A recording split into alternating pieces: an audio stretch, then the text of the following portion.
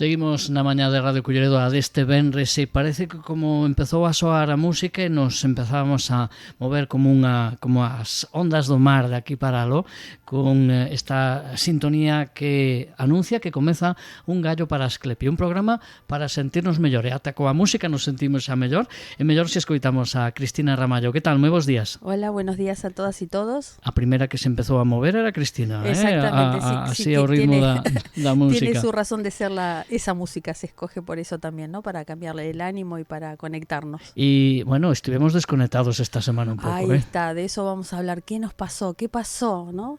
Con esto del apagón, ¿no? Qué movilizante, cómo nos cambió la rutina. Sí, por momentos qué susto, ¿no? Sí, qué movilizante. Me crucé con un vecino en el ascensor y dice, por 3 segundos no quedé atrapado, ¿no? Esa sensación de vulnerabilidad, exacto, de fragilidad, eso, ¿no? Que decías ti antes do programa. Sí, sí, qué frágiles somos, ¿no? Como en un instante puede modificarse nuestra vida y luego también cómo se va poniendo a prueba y decir, bueno, tengo vitrocerámica, ¿qué cocino?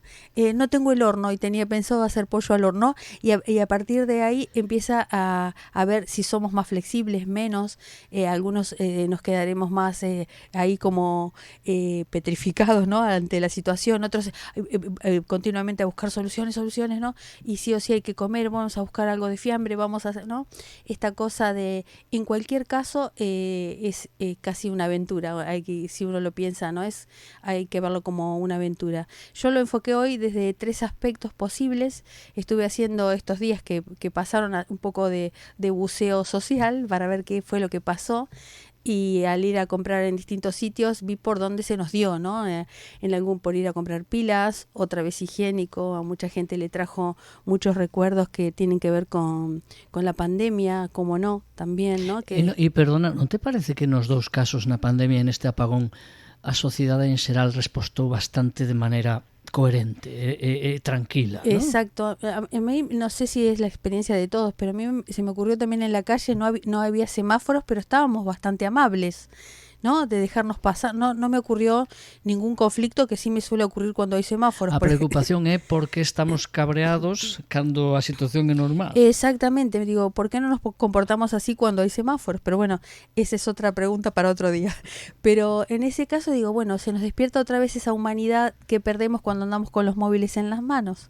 Entonces en ese caso, y luego también, bueno, se nos dio por comprar muchas pilas, vi mucha gente comprando pilas nada, ocurrió esa cosa que nos faltó en casa en esas horas y que fue lo que fuimos a comprar como de manera compulsiva al día siguiente, ¿no? Es el temor a quedarnos sin comida, el desabastecimiento, bueno, los grandes miedos que aparecen, ¿no? En un principio a mí me gustaba pensar también que esto también alude un poco a la pandemia. Esto era algo previsible y me sale el título del libro de García Márquez, ¿no? Esto es la crónica de una muerte anunciada. Entonces la respuesta es sí. Y encontré, bueno, no voy a hacer una cosa histórica, ¿no? Porque tampoco se me aburre todo el mundo del otro lado, pero sí escuché sobre todo a un ingeniero de sistemas eléctricos, un especialista alemán, Maximilian Krüger, que avisó en las redes mucho, porque hay mucho escrito sobre él en las redes, incluso comentado aquí en España, retuiteado y demás. Este hombre realizó algunas reflexiones sobre las situaciones y sobre múltiples informes que hay de la red eléctrica española en concreto, y advertían de las insuficiencias estructurales de las conexiones internacionales entre España y el resto del continente. Y voy a tomar solo algunas cositas que me parecen de interés y sobre todo, en la medida que yo las vaya diciendo también, por qué me parecen importantes a mí, porque yo no soy ingeniera ni mucho menos, pero sí, ¿qué ocurre cuando se nos dicen cosas que no queremos escuchar, ¿no? Esta cosa de negación que tenemos, bueno, si yo me estoy por ir de vacaciones... Porque ao mellor nos obrigan a ter que tomar decisións que non queremos tomar agora. Eso es, ¿qué me cuenta de la red eléctrica si yo ahora tengo luz, ¿no? O sea, claro. Entonces este hombre, y muchos otros, ¿no? Yo por tomar uno, al señor, lo estoy citando a él porque voy a hablar de información que da él, pero hay muchos otros. Él decía que en términos de capacidad de intercambio, España alcanza un 3% de su demanda máxima interconectada con Francia, muy por debajo del mínimo recomendado del 10 que fija la propia Comisión Europea como requisito de seguridad y resiliencia energética.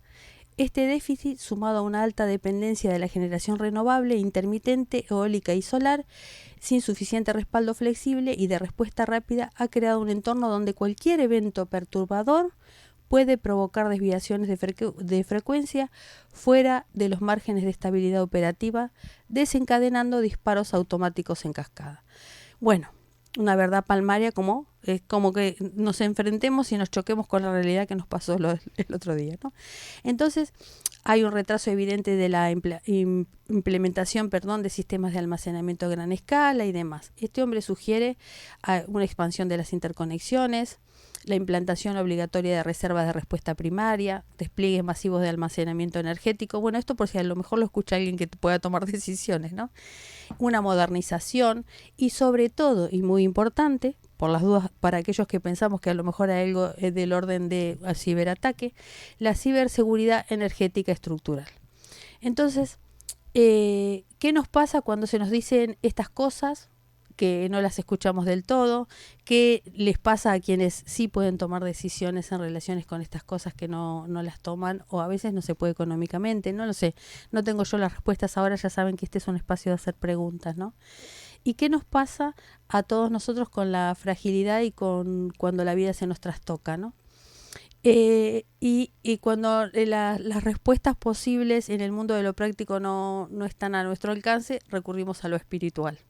Y ahí aparece que también me encontré con gente que dice, esto ya estaba escrito en alguna profecía, ¿no?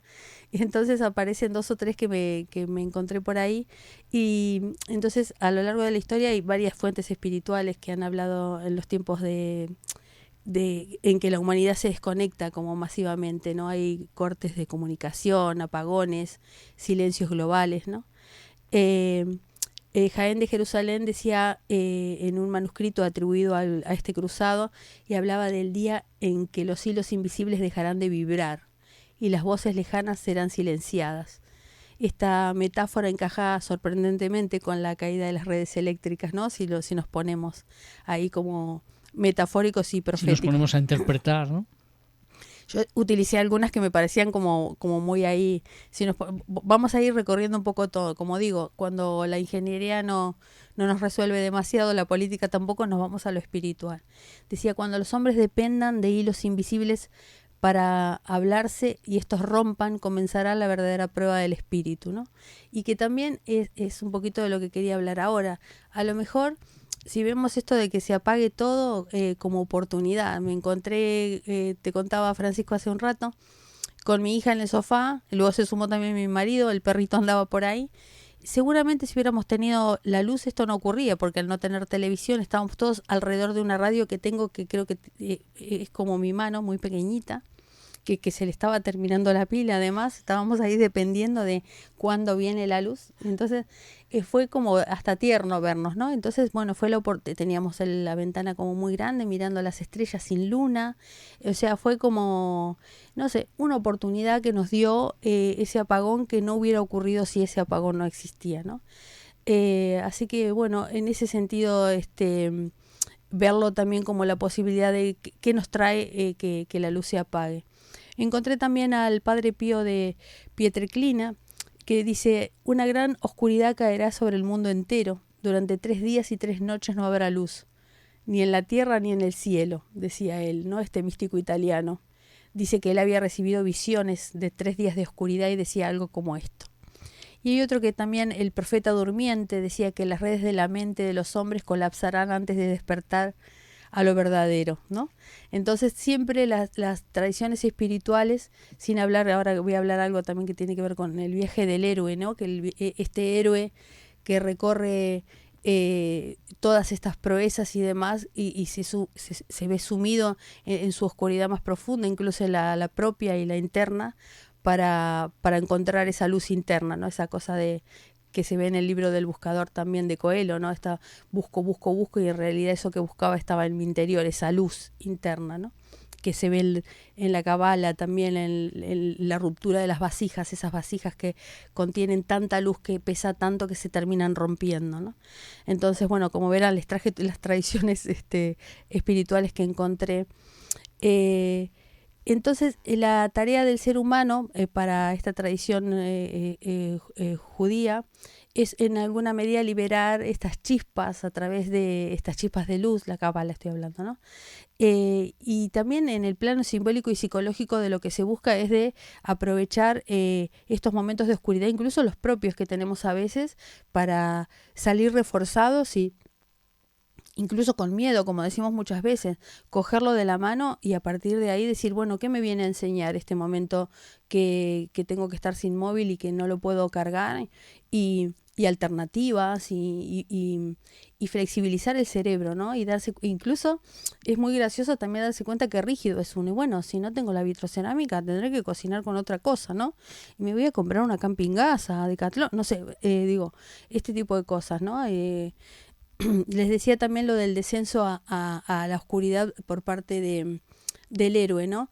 Dice, habla también de esta cosa de que incluso la vida, si uno piensa en la semilla no crece en la luz, ¿no? La semilla siempre crece en la oscuridad. Entonces, si miramos la oscuridad como algo de lo que no hay que huir necesariamente, también está bueno, ¿no?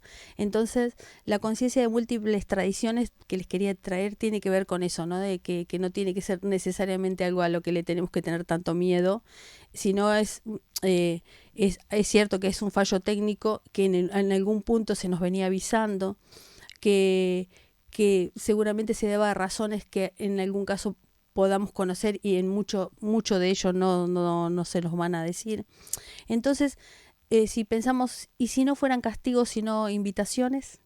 ¿Y si el silencio tecnológico fuera la música para despertar? ¿No? Esas son las preguntitas que les dejo, ¿no? Hoy más que nunca estar preparados interiormente es la verdadera luz que no se apaga. Ahí, si tenemos la lucecita dentro, esa no se va a apagar nunca. Entonces les traje un cuentito que voy a tratar de hacerlo lo más breve posible para que no se haga largo. Es un cuento andino. Por eso el protagonista es un cóndor, que es un ave similar al águila que anda por los Andes y demás. Para los que no conozcan el cóndor, es el cuento del cóndor y el sapo. Es una antigua enseñanza andina. Dicen los abuelos de los Andes que en tiempos antiguos, cuando los dioses aún caminaban entre montañas y ríos, el cóndor era el amo absoluto del cielo. Desde su altura veía el mundo diminuto y creía que nada podía alcanzarlo. Bajo él, en la humedad de la tierra, vivía el sapo, pequeño y callado, habitante de charcos y ríos, conocedor de los secretos del agua. El cóndor, orgulloso de sus alas, se reía de los seres que no podían volar. ¿Qué saben ustedes de la libertad?, le decía desde lo alto. El sapo no respondía, simplemente miraba, con la paciencia que da a saber que todo cambia. Un día, sin anuncio ni presagio, el cielo ennegreció. Se levantó un viento jamás visto. Arrasaba la paja de las llanuras. Torcía los árboles como si fueran juncos. El cóndor, que creía dominar el viento, se vio atrapado en torbellinos furiosos. Perdió el control y por primera vez en su vida cayó.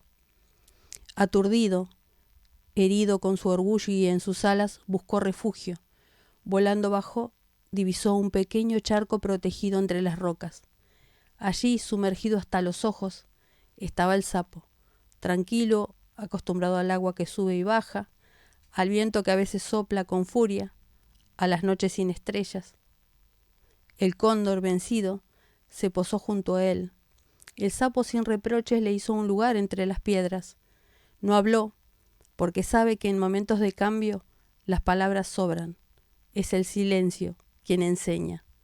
El cóndor aprendió entonces que quien vive aferrado a la altura no entiende los secretos de la tierra, y que cuando la tormenta llega, no gana quien más eleva, sino quien mejor sabe adaptarse. Desde entonces, dicen los sabios, el cóndor mira de reojo a los sapos en su vuelo, y en cada tempestad recuerda que la sabiduría no siempre está en el volar alto, sino en saber cómo esperar en calma a que el mundo encuentre de nuevo su equilibrio. Así que bueno, me pareció que venía como anillo al dedo a esto del apagón y de los que nos viene ocurriendo y de lo frágiles que nos sentimos. Así que si nos sentimos así frágiles y que puede pasar cualquier cosa en cualquier momento, está bien, porque es así, y que nos abracemos fuerte, fuerte, que no pasa nada. E nos sirve como para tamén aprender a crecer, que é o que se trata. Exactamente, así es. Como crecemos todos os venres escoitando a Cristina Ramallo aquí, un gallo para Asclepio en Radio Culleredo. Cristina, grazas. Y muchas gracias Ata a todas y semana que todos. ven. Un beso.